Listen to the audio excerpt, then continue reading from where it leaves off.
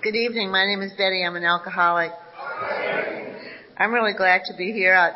You live in a beautiful area. I've never been here. I think I was in Sacramento once. I think. Hey, that was my wife. And I'd like to thank Joe and the committee for inviting me. And I'd like to thank Leslie for being my hostess. I'm going to put my glasses on so I can see you. And I can see my watch. It's been a long day. I started off really early this morning in Moapa, Nevada, which is 45 miles north of Las Vegas. And it's rural, just like this. And but we're only 45 miles from that other place, you know. And it's only an hour and 20 minutes, this flight here. But we spent about 35 minutes taxiing and waiting our turn, you know, and the day just kind of went that way. And I was thinking today as we drove and drove and drove and drove and drove that it's a good thing you weren't my husband, because I would have given that man a lot of trouble over that. But, you know, when it's not him, he's the only guy left on earth who can chip my paint, you know. And I was thinking, I am so cool sitting here in this car going, it's okay. It's okay. And I would have had that man's head on a stick, you know, if that was my husband. So I learned a lot today, and I'm going to go home, and his life is going to be really good for a couple of weeks. So thank you very much for that. My sobriety date is December 18th, 1983. And I don't know how I got there, and I don't know how I got here, but it's just been great. I had the misfortune of sobering up in a place that was, I just thought it was Hicksville. And it was, you know. It was a little place called Manny, Louisiana. And I don't know how I got there either, you know, but I think I talked this boyfriend that I had at the time into moving up to a little lake house we had. It's on the Texas-Louisiana border on Toledo Bend Lake, and he would have followed me anywhere, you know. I had what he wanted. And I'm up there in Louisiana when I finally crash and burn. And I can remember looking at those people. There were about 6 of them, you know, and they were happy. They were deliriously slap happy. And I couldn't understand why. They had nothing to be happy about that I could see, you know. They didn't have much of anything. And this year, in December, for our 20th birthday, I went back to that little group to get our 20-year chip. You know, because those people saved my life. They had the message of Alcoholics Anonymous, and they really had it in spades, you know. And the message was, there's a solution. The solution is a reliance on a power greater than myself. Here are the directions to how to get there. And that was the answer to every question that was asked. You know, and I've been thinking about that a lot. I have a husband who's in this program 20 years, and I have a daughter who's sober 14 years in the program of Alcoholics Anonymous. And I really need to thank all you folks who carry that message undiluted. No BS. No psychobabble. You know, none of the things that kill us. And I am really glad that the people who helped me did not care if I liked them or not. Just couldn't care less. I said to a woman one day, you hurt my feelings. She said, honey, I do not care. She said, I am here to save your ass if that's what you want. And if it's not, you know, I just don't have the time for a lot more than this. And I have goosebumps today because I have a life beyond my wildest dreams. One of the reasons is that lady had the courage to tell me the truth. Well, I was born in New Orleans, Louisiana. Now, that is one hell of a place for an alcoholic.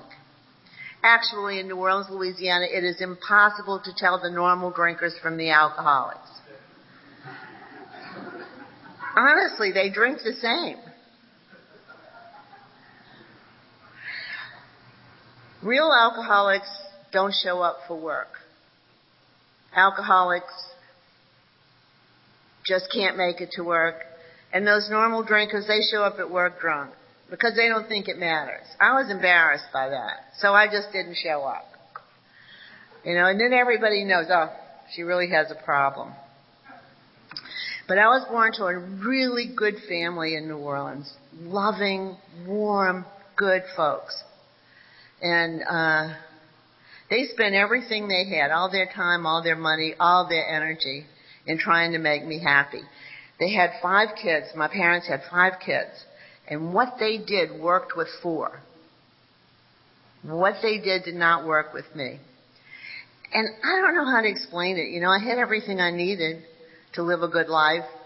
But I always felt kind of like a tree frog. You ever see a tree frog on your window?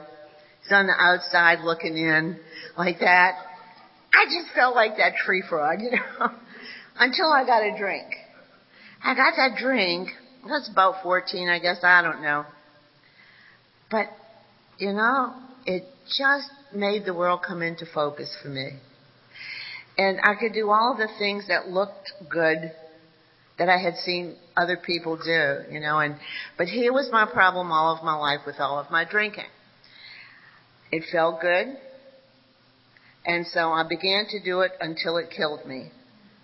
And I did it, and I did it, and I did it, and I did it, and I did it. And that was all in one night. I just drank it until I was sick. And I couldn't talk, I couldn't walk. I went right past the buzz into oblivion. And that's how I started, and that's how I ended. But I really thought I was a brilliant human being. I did. I just have never met anyone who was as brilliant as I was. But there were so many things in life I just couldn't figure out. For instance, I didn't know you could just drink by yourself. I thought you had to have a party. And I was just, my wheels were spinning all the time. I was trying to keep the party going. I was trying to keep everybody there. I just was busy. And I did that for a long time. And I had a system of how I financed this. Here's how I financed it. If we all went to lunch, if we all went to dinner, we all went to a party, I paid for it with my husband's credit card. And you gave me the money. I saw nothing wrong with that. In fact, I thought it was kind of, entrepreneurial. But I did. And then I would talk to the woman who did my husband's books and stuff, and I was her best friend. And I would give her gifts, and I would just keep this thing going, I never saw it as dishonest. I never saw it as unusual. And I'm telling you, it worked. And if you would have asked me if I was an honest person, and, I could have answered, yeah, when I needed to be honest, I could be honest. But I did that for a long time. And I don't know. I married a whole bunch of men I didn't want to marry. The first guy I married because I was on vacation. He was a newspaper reporter for a major newspaper. I thought he lived an exciting life. I don't know what I based that on. Maybe those old movies, or something, but it didn't have anything to do with what I saw. And that guy followed me to New Orleans, and I married him, and 3 months later I had used him up. I was finished. And the next time I had an urge to marry, I married a guy because I just didn't want to sign a contract to teach first grade again. Just didn't want to do it. And this guy was in the wrong place at the wrong time, and I married him. And I didn't like either one of those guys. Didn't even like them. And I'm not sure they liked me. You know? And I have to tell you that there was nothing wrong with those guys. Because it occurred to me that I always divorced a guy who was exactly the same as he was the day I married him. He was the same way the day I divorced him. What happened was I either got tired of trying to change him because he wasn't doing what I wanted him to do, or I'd sucked the marrow out of him, you know. He was just a shriveled shell.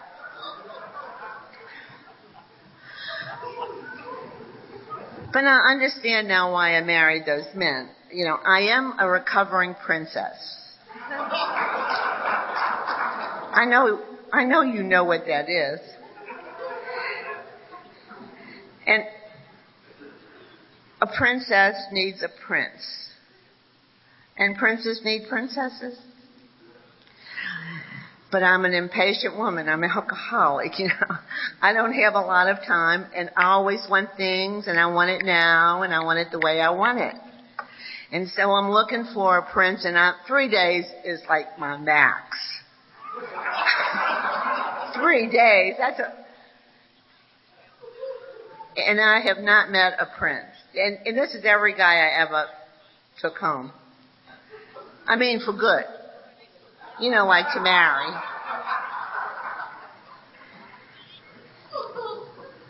And I'm looking, and there are no princes, and one day I see a duck. And I look at it, and I think, looks like a prince. If I gave it the right clothes, you know, if I put a little crown on its head. So I pick that duck up and I take it home. And you guys do exactly the same thing. You know, in about 3 days, that duck starts quacking. And I asked, why is that duck quacking? Because I not only have forgotten that I made a prince out of that duck, I started to believe that that duck told me it was a prince. And now it's his fault, you know. That's how I picked men. And I had to make amends to those ducks. Amends. You know. Every one of them. There were quite a few. But with that second one, because the first one only lasted 3 months, I stayed married to the second one for 16 years because I didn't want anybody to think I had poor judgment in men. Yeah. But I had this one thought all through that marriage. If I could get rid of that guy, my life would be good. If only I could get rid of that guy, I could do the things I wanted to do. If only I could get rid of that guy. Finally, I got rid of him. I was rid of him for 2 solid years. I'd wrecked my car. I'd done something. And I heard myself blaming that guy. The guy had been gone for 2 years. 2 years. And I'm going, that no good. And I heard that, you know. And I think that was an opportunity for growth for me. But what happened with me was I became a daily drinker at that point because I couldn't face that. I could not face my part in any of this because there was no part in, I had no part in anything. I had this sponsor, her name was Ella, and she was just wonderful. And when I was doing my 8th step, I said, Ella, in this case, I do not owe this man amends. Oh, she said, you mean to tell me that for 16 years that man was 100% wrong 100% of the time? even I couldn't buy that. And I said, well, maybe I was wrong 5% of the time. And she said, 5%? She said, wrong is wrong. Put him down on your list. And I had to make amends to him. He was so afraid of me that guy kept backing up, I was going, trying to tell him, I am so, and he's going, it's okay. He just didn't want any more part of that stuff. But I found another guy one day, and here's the attraction. I'm married to this guy today, but anyway, at the time, here's what was so attractive about him. He could afford to buy what I wanted to drink. Based on that, we began a relationship.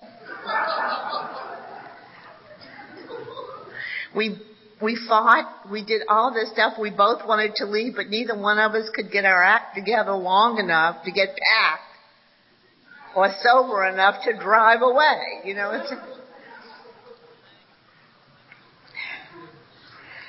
I raised 2 kids. Those kids today, I just can't believe. I didn't really I became a daily drinker when I was 38 years old. I had been like a soccer mom the day before, and the next day I became the lush mom. And those kids, it was like they didn't know what hit them. They would just hit right between the eyes because emotionally I was gone. And, but the program of Alcoholics Anonymous gave me those children back. And they were grown. My son was in college. My daughter was starting her career. And I talked my boyfriend into moving 300 miles away from his job. He became a commuter. He would have to drive 85 miles to get a flight to go from Shreveport to New Orleans to do his job. And after about 3 months, they cut that flight out, and so then he had to drive 85 miles, fly to Dallas, then to New Orleans to do his job. That was why I loved that man. Nothing was too much trouble for this guy. He got sick, though, and he had to be hospitalized. He was missing work a lot. And while he was in the hospital, some members of his professional society did an intervention on him, and they wanted him to go to treatment, and they sent this woman for me. And she said, Betty would like you to go to Al-Anon. I said, I can do that. I drank more than this man. He was like at the end of his drinking, and I was at the peak of mine. And I thought, well, I want to help him, if he wants to sober up. I couldn't imagine this guy sober. I couldn't imagine myself sober. I wasn't sure that's what I wanted. I didn't know what I wanted. But I went back down to Baton Rouge with this woman and her husband, and I felt pretty secure in doing that because they drank. And I could go to Al-Anon and drink, I thought. But the first Al-Anon meeting I went to was like the worst Al-Anon meeting in the entire universe. There was a group of women who were sitting in this room talking about their alcoholic. They're alcoholic. I'm sure this was the worst Al-Anon group. It was in Baton Rouge, Louisiana. And I'm sitting there, and I don't relate to these women at all, and I'm slightly angry that they are talking about things that I've done in that way. And I hear myself thinking things like, I don't know what she's so mad at. He only did it once. He fell into the Christmas tree. Pick the damn thing up. Put the ornaments back on it. It's your job. And I knew I didn't belong in Al-Anon. I knew it. But I didn't know what I was going to do. Now this guy, he went to treatment, and this is what he said to me as he left. I could do anything for 28 days. I could stand on my head for 28 days. And, had a lot to lose with this job. So I tell you the truth, I didn't know exactly what I was going to do. I thought if I got sobered up long enough to be able to pack and get myself to New Orleans, I'd leave him. I didn't know what I wanted to do, but I'm down in Baton Rouge and I'm in their house and they want me to go to a chemical dependency counselor. Me! But I agreed to do it. And, but on the way there, I stopped at Walden Books, and I bought all the books I could find on alcoholism because I wanted to be able to speak intelligently about it to this woman who is a chemical dependency counselor. Here's what she did that really helped me. She made me write the check for $50 every day. She wouldn't let me go the week or, bill me or whatever. Made me write this check for $50 every single day. She looked like a broken down old drunk. The woman who was sober in Alcoholics Anonymous about 25 years, I guess. I don't know. Anyway, I'm sitting at home one day and I'm thinking, this woman is so dumb. And I am so brilliant. And my next thought is, I'm writing the checks, she's cashing the checks. Who's the brilliant person here? And for some reason I broke down over that. And I think part of it was that it was what I had done all my life. I had outsmarted myself. I had taken something that might be good for me and then in my smart, brilliant way, screwed it up. So I went back to this woman and I said to her, look, this is what I drink a day. I drink a half gallon of scotch a day and sometimes it takes me damn near 24 hours. I'd come to, I had a deal with myself. When I came to, if it was still light outside, I could drink. And sometimes that was 5 o'clock in the morning. It was light already. That's how crazy I was, So when I told her that what I drank, she said, I must have paid her about $500 by now. And she said, my job is finished. You'll find the answer to your problem in the rooms of Alcoholics Anonymous. Alcoholics Anonymous? But I want to tell you how brilliant I am, how absolutely brilliant I am. She said, or you could take the acid test. And I thought, oh my God, there's a test. There's some kind of acid now.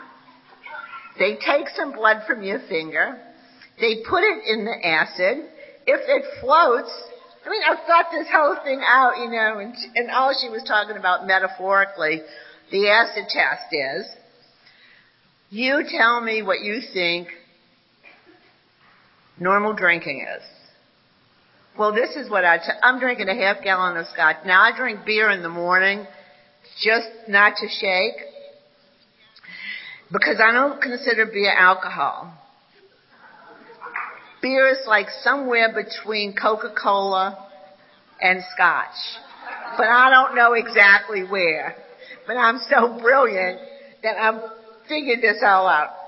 So I say to her, I think this is normal drinking. I may have a cocktail before dinner. I was the woman who would not leave a restaurant until I had emptied the kitchen of Irish coffee. Would not leave a restaurant. And in New Orleans, there are a lot of restaurants, and they stay open all night. That's who I was. A drink before dinner, wine with dinner, and if you're not driving, you can have an after-dinner drink. Whoa. She said, do that for 6 weeks. Well, I fully intended to. But that first day, we went to a Mexican restaurant, and this idiot who was driving ordered a whole pitcher full of margaritas, and I felt it was my civic duty to help him to drink that, because God knows that a man who drinks a whole pitcher of margaritas shouldn't drive. And the next day it was something else, and the next day it was something else, and the next day it was something else. And I never got to take the acid test. But in the meantime, I went to a meeting of Alcoholics Anonymous. And I got dressed for it. You know, I wanted to be the best dressed person in Alcoholics Anonymous. And it is a meeting of Chapter 5. You know what that is, folks? My first meeting in Alcoholics Anonymous is the Biker group, Chapter 5. And I go in looking like, and these people, every single human being in that room was wearing black leather. And every single person in that room had big silver knobs and things all over, you know, spikes sticking out and stuff. And they had tattoos in places I did not know you could write. There was a woman who had a spider web that went from her eye. It was glorious, you know. But they were very nice. They said some disturbing things, though. One guy said, I have to go to a meeting every day. And I'm thinking, when does he have time to live his life? He's got to be here every day. And another person said, all my friends are recovering alcoholics. And I thought, well, what was the point? You know, is that any way to live?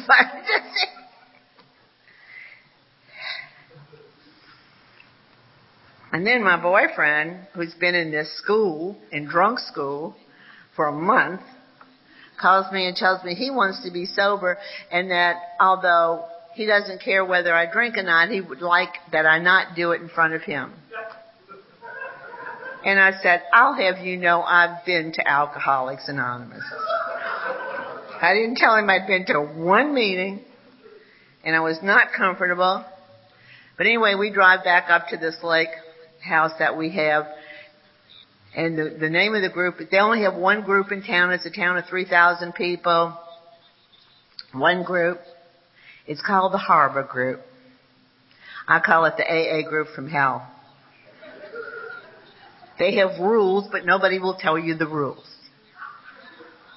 They tell you if you break them, but they won't tell you what they are to begin with. Yeah. I'm trying to get a map on this thing because I know I can take it over in no time at all. I'm not sure I want these people in my life. And then there's that happy thing. I don't get it. We got 3 women in this group. Well, 4. We got one named Kay. Kay says good morning. She says one day at a time. Brush your teeth one day at a time. See you tomorrow one day at a time. Oh my God, my dog died one day at a time. There was Edna.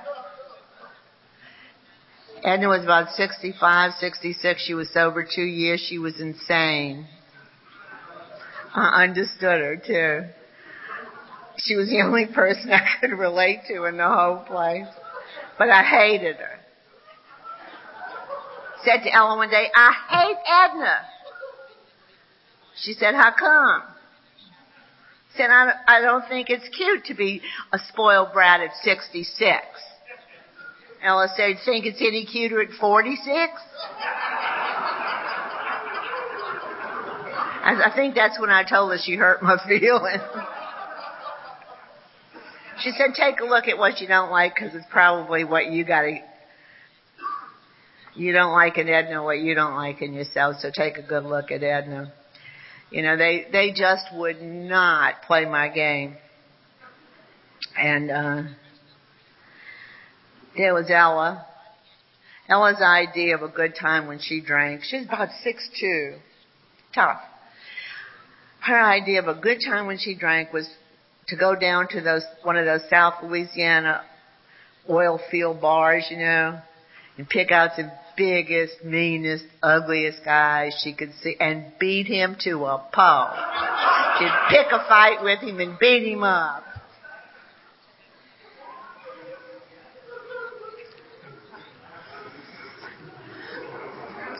She was married to like the first family in this town. And everybody loved her, and I couldn't figure out what they saw in this woman. They just loved her. She was the most loving, good person, you know. I was trying to show them how smart I was, and I was working on it. I was working on it every day. I was researching topics for meetings. Anything that sounded smarter than them, you know. And one day I just got tired of doing it. And I thought, I just don't want to be this way anymore. And, you know, you don't know how to be another way. I just went to a meeting, and I sat in the back of the room, and when the meeting was over, I went to that Ella, and I asked her if she'd help me. And she said she would. She wanted to know where I was in the steps, and I said, I want 2. She said, you took 1? I said, yes, I did. She said, did you take it all? I said, how much of it is there? I said, I admitted I was powerless over alcohol. She said, how about your life? It's unmanageable. I said, no, I'm even cooking dinner now. Almost every night. She said if I'd show up on the day I said I was going to show up, at the time I said I was going to show up, she would help me. And she did. I was having trouble with 2 because I wasn't quite sure I believed in God. And I didn't know what God was. And I said, I'm not sure there is a God. And she goes, oh, hell, there's a 50-50 chance. How do you figure that? Oh, she said, ain't nobody proved there is, but ain't nobody proved there ain't. She said, why don't you take the 50% that'll do you some good? And it made perfect sense to me. And I said, but I have no concept of a higher power. She said, take Ed's. Take Ed's? I don't believe in Ed's God, Ella. She said, Ed does, and he is sober 18 years. And my God still looks like Ed's God today. Yeah. I did what they told me finally. You know, and I could not, I tried to do what I thought, I tried to look like I had taken the steps. I didn't try to do anything. I tried to look like I had taken the steps. Here's the problem with that. Only people who have taken the steps know what that looks like. Those of us who have not taken the steps, we don't know. So finally, I did it. I love the way she did 3 with me. She said, oh, for God's sakes, it's just a decision. Make it. I'm tired of fooling around with it. Okay. She said, it's just a decision. You got to do 4 through 12 to make it work. So just make the damn decision. So I did. In my 4th step, I was so afraid of that. Because that was the big one for me. I was hiding out from me big time. You know, I had done it for so long. I didn't want to look. I didn't want to see. And finally I sat down and I did what she told me to do, which was exactly what was in the book, and that was to list those people at whom I was angry, to inventory my fears and my sexual conduct. And I learned a lot about myself. I learned that I always wanted something from you. Everything that I did for you was for a reason. You know, and that served me very well over the past 20 years, because that's what relationships for me were all about, and it's nothing about what they are today. You know, fear, it was all about how I looked, how it would look. Didn't have anything to do with real life. And in my sex inventory, I found that sex for me had always been a commodity. I have what you want, you have what I want. It is my job to get more of what I want than you get of what you want. Let's be honest here. You know, and she helped me to see it as a gift that it was from God. And it changed everything for me. In the meantime, this guy that I'm living with, and I'm ready to go. I have been ready to go for a long time. I'm a sober woman now. But she liked him. And she said to me, I don't want you to go anywhere for a year. I said, well, I don't like him. I don't want to stay here. She said, you treat him as if he were a guest in your home.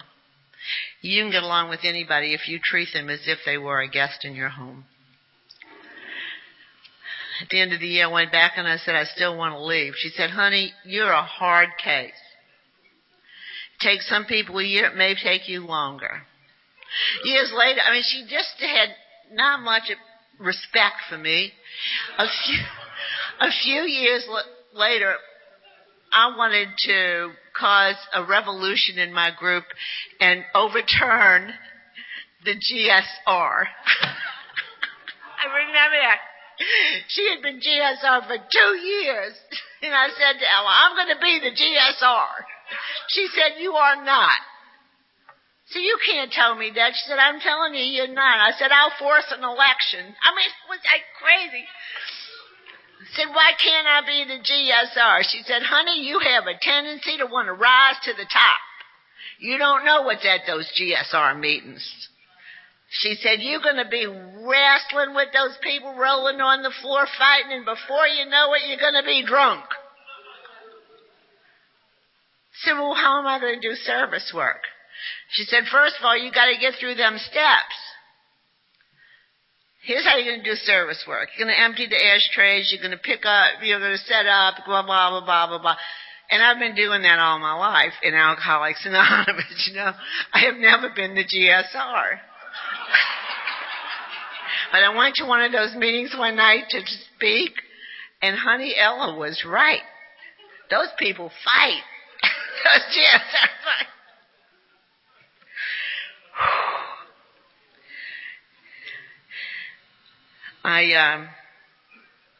She got me through the steps. I took my fifth step with her. I wanted to take it with this priest who had terminal cancer. And I didn't even know him, but I wanted to take it with him, you know. I mean, and you know, I took my fifth step with Ella. And I really need to tell you that when she died 6.5 years after I'd done that, it bothered me that nobody else on this earth knew me and knew everything about me. And I found another woman who was trustworthy, and I told her. There was such comfort in somebody else knowing everything there is to know about you. I had a sick relationship with a man for about 20 years. I'd have him before marriages, during marriages, after marriages, when things got dull, when things got exciting, and just put the guy through a ringer. And I had him at the very top of my my 8-step list. So Ella said, I'm going to prioritize that list for you. I didn't think she knew what that word meant, but she just put a line right through that guy's name. I said, I have to make amends to this man, Ella.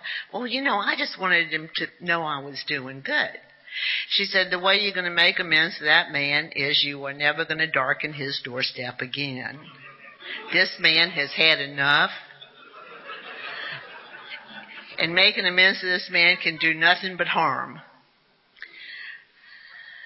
But she put all those other hard things, those ex-husbands and my kids and all the people that I had harmed. I couldn't show up to my mother's last illness, and I couldn't show up for her burial. And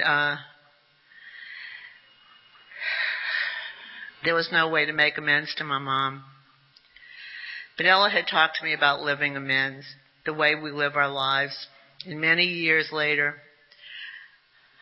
my mother-in-law became ill. And as it turned out, I was the only person who was available, who had the means to travel, who had all of those things. And I had forgotten about my own mother and me not showing up for my mother because I was drunk. Had forgotten it. And I was righteous. And I was angry with my sister-in-law. But I had shared that thing about my mother in meetings of Alcoholics Anonymous. And I was taking care of my husband's mom, and I was just angry, and I needed somebody to talk to, and I called one of those women that I sponsored in Alcoholics Anonymous. They asked her how she's doing. I don't give a damn how she's doing. I just want to tell her how I feel about this whole thing. And she said to me, the woman I've sponsored now for 15 years, she said to me, Betty, that must be really hard for you, because that's exactly what you did to your mother. And at that point, I said goodbye to her and got on my knees, and I realized that God has given me an opportunity to make amends to my mother in the only way I could possibly do it, and that's by taking care of somebody else's mother. And it became easy, and I took care of my mother-in-law for 3 years. And, that was one of the greatest gifts that I've had in the program of Alcoholics Anonymous. And I know that my mom was there, and the most important thing in most of the years I've been sober has been the 10th step for me. And it is today.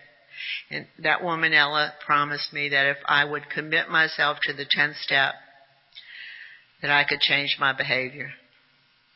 That my behavior would change. And I'd go to Ella and I'd say, I'm tired of making amends. She'd say, change your behavior. Stop doing what you're doing. I said to this woman one day, Ella, I don't know how to be honest. She said, don't lie. She had simple answers for complicated questions, and I do that today, the 10th step is everything in my life works because of the 10th step.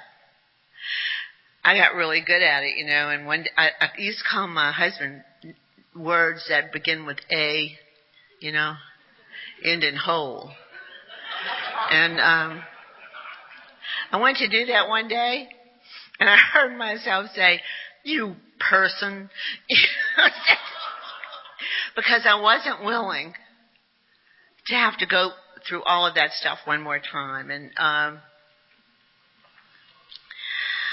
Ella said another thing that's held up all of these years, and she's, people call 10, 11, and 12 the maintenance steps. She said, hell, I don't want to maintain anything. I want to grow.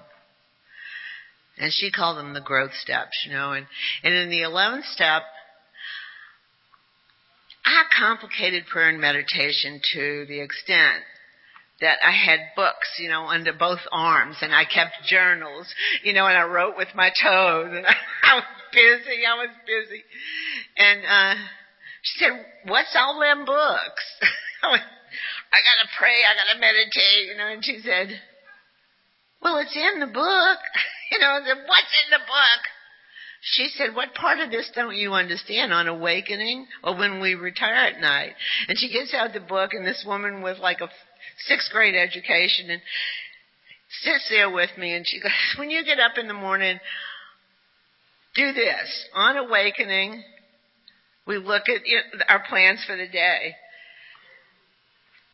And I didn't understand, I took the 6th and 7th step, and I kind of gave God his marching orders, told him what needed to be removed, told him how to do it, told him, And Ella said to me, I don't know what I need. I don't know what God wants me to do. But I know that God will give me the things that I can't get for myself. And that's my prayer today. You know, I get up in the morning and I say, God, I'm ready. I am ready. I am willing to do what you want me to do today. And I am willing to do it without harming anyone. I'm willing to make those hard decisions because today I know that my decisions have to be good for everybody involved, not just me. And life is so simple today with those things. I married that man that I sobered up with. Ella just loved him. She gave me great advice about marriage and relationships. She told me that I was basing everything on a wrong premise. She said that I needed to ask myself, because I married people and I said yes to things like obey. I had no intention of ever obeying anybody. But you're standing there all dressed. The food's on the table. Your dad's giving you away. And you lie. You say, yes, I will. And I had no intentions of doing that. Alcoholics Anonymous got me through understanding what marriage really meant. Marriage is a commitment to share my life with someone because that's what I want to do. To negotiate. To negotiate that both of us get everything we need and some of what we want. Because that's the best we can do.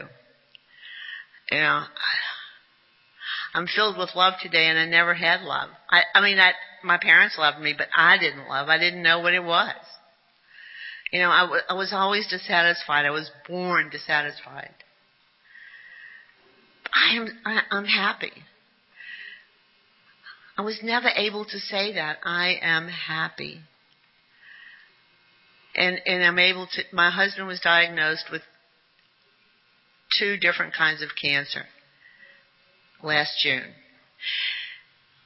And we looked at each other and we said, we're going to do whatever it is that we have to do. And we're going to go back to Salt Lake City to have this stuff done. Because I had lived there for 9 years and I had all of the friends and family was still in Salt Lake City. And I have to tell you this story because it's just too much fun. Well, my husband was in the hospital for 2 or 3 weeks, and I'm staying with one of my friends, the same woman that I've sponsored for 15 years. And she goes to New York for a weekend. The last weekend we're there. And I'm at home with her husband. And he comes in and he said, Betty, I think I need to go to the hospital. I think I'm having a heart attack. And he's only 56 years old. And I said to him, I can get you down there in 20 minutes. And I'm kind of afraid to call 911 for you because we're up in this big, beautiful canyon. And they're going to have a hard time. So we go on down. The guy had a dissection of the aorta. And he had to have the surgery. It was crazy. My husband's on the 6th floor. This guy's on the 4th floor. All of our friends from AA are going up the elevator, down the elevator. Half the people who are in X-ray are in the program of Alcoholics Anonymous. And everybody knows everybody. And this is at a big-time cancer institute called Huntsman. And one day I get on the elevator and this guy who's a resident looked at me and he said, ask, who are you people? And I went, we're friends. What am I going to say? And he said, and all of your friends are friends? What am I going to tell you? Yes, that we take care of each other. When my daughter came into the program of Alcoholics Anonymous, I said to Christy, not everybody in Alcoholics Anonymous is wonderful, but those who are wonderful are really wonderful. And that Alcoholics Anonymous is a microcosm of the world. You're going to find everything here, But when you find the good, you're going to find it in spades. You're going to find it. We're glorious. We're absolutely glorious when we're at our best. When we're doing the program of Alcoholics Anonymous and when we're doing it for one another, we are absolutely glorious. Thank you.